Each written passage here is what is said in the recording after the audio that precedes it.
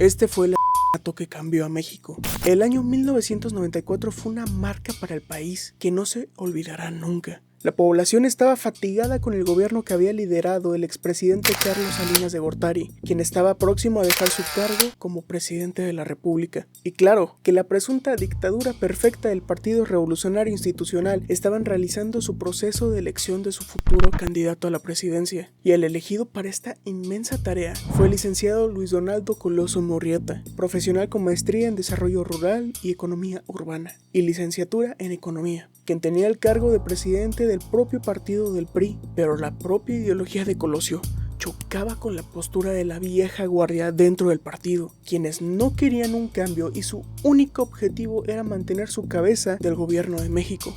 Esta postura de Colosio se vio reflejada la vez que el PRI había perdido elecciones gubernamentales del estado de Baja California Norte, siendo Ernesto Rufo del Partido Acción Nacional el ganador de las elecciones. Un hito histórico, ya que era la primera vez que esto sucedía en la historia del país. Pero a pesar de este acontecimiento, la postura de Colosio fue de aceptación y respeto por los resultados de las elecciones, felicitando la victoria de Rufo y dejando claro la importancia de la transparencia electoral en México.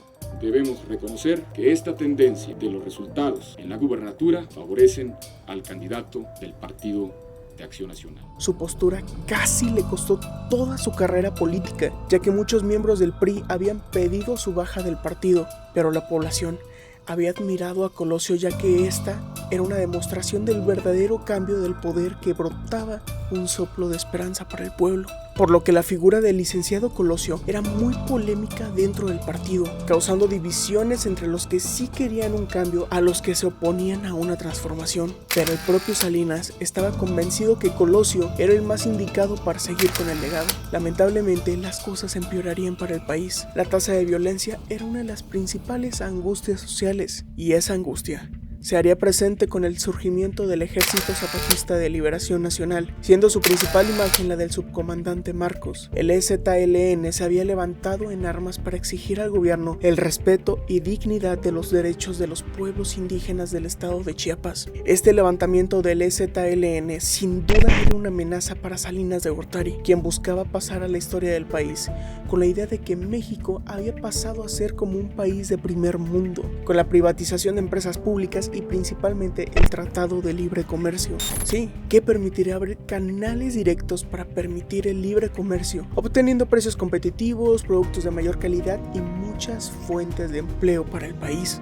Pero el sello con el que terminó siendo recordado Carlos Salinas de Gortari fue por la violencia que vivió la población, la caída del peso mexicano, el levantamiento armado de EZLN y la guerrilla que inició el ejército mexicano en Chiapas. Esto último provocó que la campaña política que iniciaría el equipo de Colosio cambiara el lugar de inicio de su campaña, que originalmente arrancaría en Chiapas, por lo que el lugar que había destinado su equipo y el asesor de campaña, quien era ni más ni menos que Ernesto Zedillo Ponce de León, fue en Tijuana, Baja California. Fue el 6 de marzo de 1994 que Luis Donaldo Colosio Murrieta inició su campaña con un discurso en el Monumento a la Revolución en Ciudad de México, que es catalogado como uno de los más impactantes e históricos en la sociedad mexicana. Yo veo un México con hambre y con sed de justicia. Un México de gente agraviada por las distorsiones que imponen a la ley quienes deberían de servirla, de mujeres y hombres afligidos por abuso de las autoridades o por la arrogancia de las oficinas gubernamentales. Esto por el trasfondo que significaba el mismo discurso en sí, evidenciando los errores del gobierno y principalmente de su predecesor, marcando un precedente en la política actual, criticando al gobierno por la corrupción, injusticia e incapacidad de ciertos políticos para asumir un cargo dentro del gobierno, evidenciando los errores del gobierno y principalmente de su predecesor, marcando un precedente en la política actual, criticando al gobierno por la corrupción, la injusticia e incapacidad de ciertos políticos para asumir un cargo dentro del gobierno. Este discurso marcó un rompimiento del discurso de Carlos Salinas de Gortari, y aunque en entrevistas actuales menciona que esto no complicó o alteró la relación y la estima entre ambos, mucha gente piensa todo lo contrario. Colosio había exhibido los errores de Carlos Salinas y era evidente que él no era el único inconforme. El propio partido del PRI buscaba dar represalias a Colosio o a su campaña. Tras dar este histórico discurso, el 23 de marzo de 1994, el candidato a la presidencia de la República llega a las 16:05 al aeropuerto Abelardo Luján Rodríguez en Tijuana. La primera parada fue en Lomas Taurinas. La colonia había preparado un templete improvisado en la explanada. En este modesto lugar es que comienza el recorrido del candidato, que no contaba con un gran equipo de seguridad ya que buscaba que su imagen se relacionara a la cercanía con el pueblo. La multitud de personas que buscaban un saludo de Colosio demostraba el apoyo y confianza que tenían en él. Después de dar un discurso sobre su compromiso con lugares como Lomas Taurinas, es que se despide y agradece al pueblo que lo había recibido con el mayor afecto posible. Su recorrido para retirarse fue igual de difícil, con una multitud que se abalanzaba hacia él, un escenario que me imagino sumamente asfixiante. Y en ese momento la canción La Culebra de Banda Los Machos retumbó por todo el lugar. El ruido que generaba la canción opacaba por completo los gritos de las personas. A unos 13 metros de su recorrido es que una persona con chaqueta de cuero se infiltra entre las pocas personas de seguridad que cuidaban a Colosio. Saca un revólver Taurus 38 milímetros y detona el arma.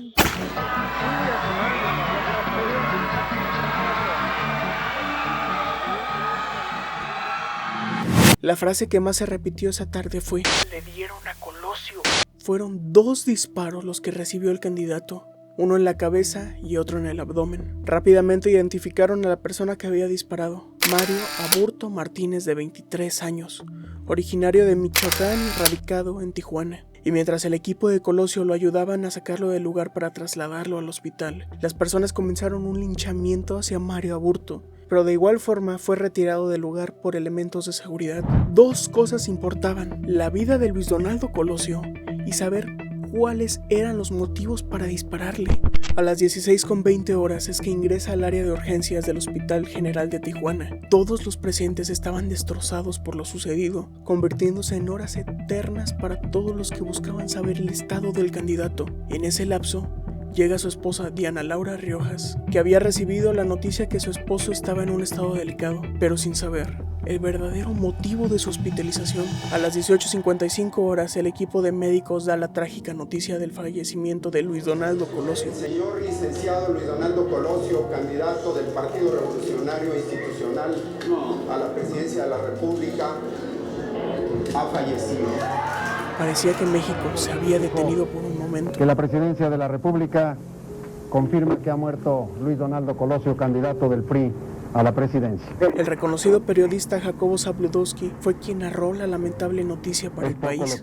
Y ante lo ocurrido, las personas necesitaban respuestas. ¿Quién fue el responsable del asesinato de Colosio? Hay muchas teorías al respecto. Si fue el propio Carlos Salinas de Gortari quien mandó matar a su compañero y amigo por los discursos que había dado en su contra. El propio Ernesto Zedillo, que recibió la orden de mandatarios del PRI por las actitudes que había tomado Colosio hacia el partido. O la de Manuel Camacho Solís, que buscaba la candidatura a la presidencia en el momento que Colosio fue el elegido, además de siempre ir en contra de la postura que tenía Colosio. Y a pesar de ser teorías, puede ser que una de ellas sea real. Las investigaciones de la PGR y las confesiones de Mario Aburto dieron con un libro que él mismo había escrito, llamado Libro de Actas, que con unas terribles faltas de ortografía, Mario Aburto menciona cómo recibió la orden de matar al próximo candidato del PRI cuando éste cumpliera sus 65 años de aniversario. Aunque la teoría más cercana a la realidad, en mi opinión, es sobre el propio estado de salud mental de Aburto, ya que al analizar sus notas y libros podemos ver el deterioro mental que lo va llevando a un brote psicótico, que terminó dándole vida